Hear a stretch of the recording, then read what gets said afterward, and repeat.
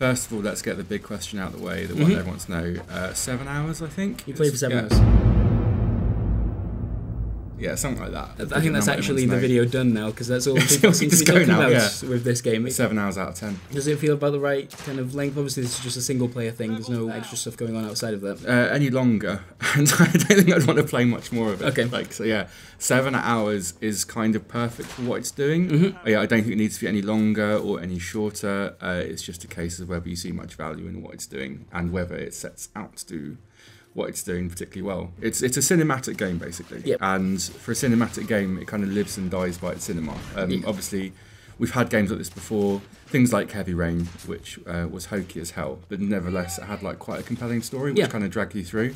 The Order story is not compelling in any sense. Right. Really pure trash. Basically. Okay. Yeah, it's always kind of starts the alarm bells ringing when you hear the emphasis on a word like cinematic, which I think Ready at Dawn were kind of, that was their message throughout. Yeah, it's weird because to the game. Cinematic's obviously one of those terms which people love to use when they're talking about video games. But to me, it makes me feel like it's going to be taking control away from but you get player. like, so you get cinematic in that sense, and you get like cinematic in the sense of, oh my god, it's like another Dragon's Lair. It's one of those old Don Bluth games where you're just basically pushing buttons and the old QTEs, which everyone loves QTEs, right? Yes. And like there's like the Order has that. It's got that in abundance. But you also get cinematic in the other sense, and the cinematic which people actually love, and I think the cinematic which a lot of people aspire to, is a Naughty Dog brand of cinematic, right? Where you get Uncharted, which is a cinematic game, but you still feel a sense of agency in it. Like, it's a limited sense of agency, but there is a sense of agency. And more importantly, I think that game's got loads of character, which kind of pulls you through.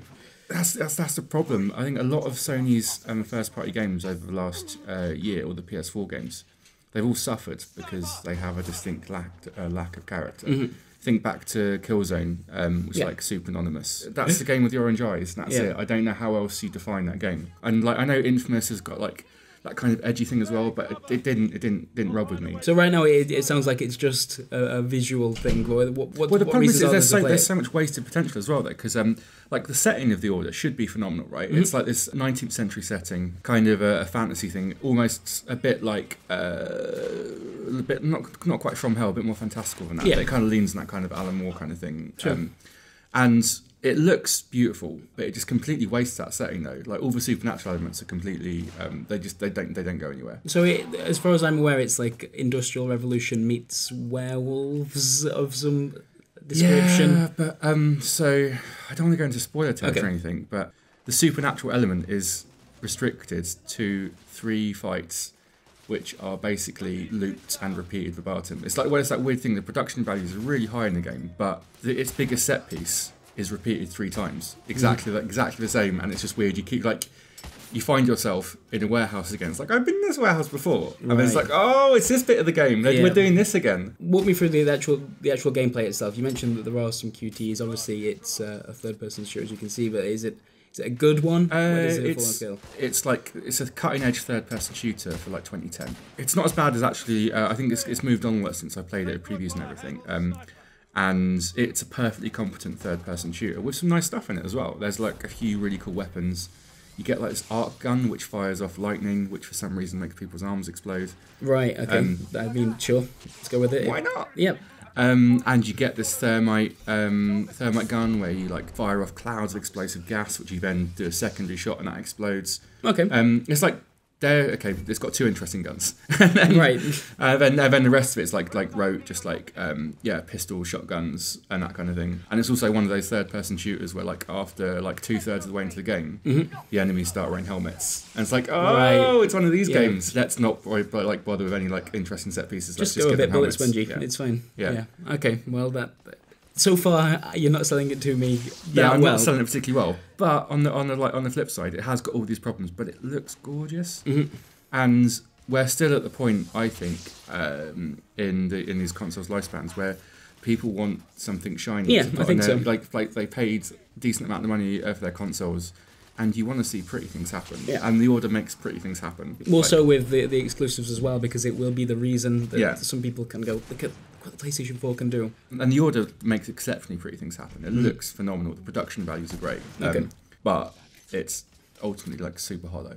Okay, and I guess one question that we haven't really brought up is there much in the way of replayability? Because absolutely none. Right. Okay. It's another interesting thing as well, because it kind of sits in between Heavy Rain and Uncharted.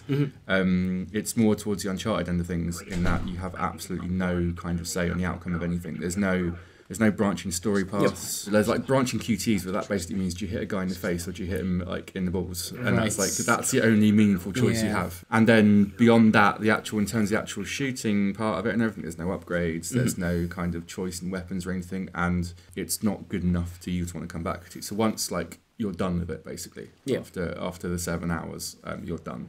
Okay, so it's cinematic, it's going to be short, and it looks nice, and it will be a good reason to show off your console, but as you said before, quite a hollow game that you're probably not going to want to return to. No.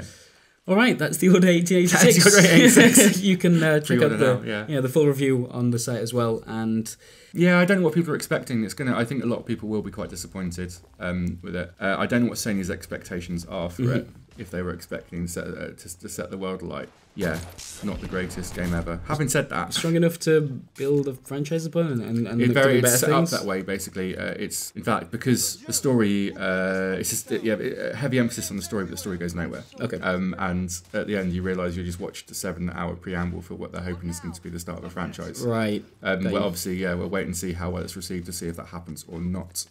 All right, well, thanks for that, Martin. Cool. Cheers. We need to press forward now.